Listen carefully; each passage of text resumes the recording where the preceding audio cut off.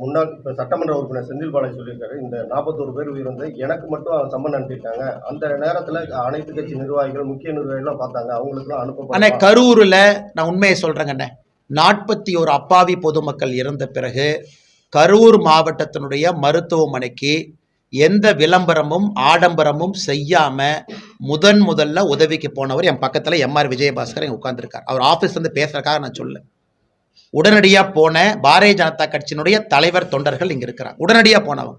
செந்தில் பாலாஜி எப்படி வந்தாரு?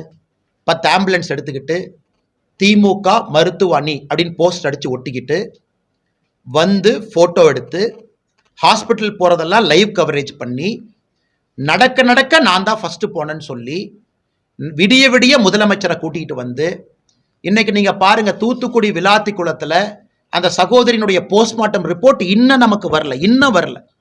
இந்த போஸ்ட்மார்ட்டம் பண்ணாங்க, முழுசா பண்ணல, எப்படி பண்ணல, இப்படி பண்ணல, இன்னும் வரல. ஆனா ஒரே நாள்ல நள்ளிரவுல அண்ணன் எடப்பாடி பழனிசாமி அவர்கள் காலையில எம்ஆர் விஜயபாஸ்கர் அவர்கள் காலையில கூட்டிட்டு வர்றாங்க. கொஞ்ச நேரத்துல செந்தில்நாதன் அண்ணன் என்னையை கூட்டிட்டு வர்றாங்க. அதுக்கு முன்னாடி ஒருத்தருடைய சடலம் இருக்கக்கூடாது என்பதற்காக விடிய உடல் கூராய்வு செய்து 3:30 மணி 4 மணிக்கு எல்லாத்தையும் கூட்டிட்டு போயிட்டு துபாயிலிருந்து பிரைவேட் ஜெட்ல உதயநிதி வந்தார். உதயநிதி எங்கிருந்து வந்தாருன்னா துபாயிலிருந்து பிரைவேட் ஜெட்ல வந்தார். திரும்ப அதே பிரைவேட் ஜெட்ல துபாய்க்கு போனார்.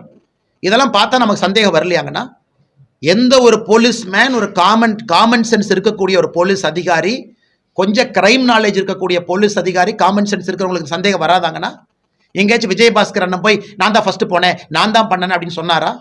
காப்பாற்றுவதற்காக இவர்கள்லாம் பாடுபட்ட பொழுது விளம்பரம் செய்து கொண்டிருந்த செந்தில் பாலாஜி, சரி 10 ரூபா பாலாஜி என்று சொன்ன பிறகு செருப்பு எங்கிருந்து வந்துச்சு? கரூர்ல தானே வந்துச்சு.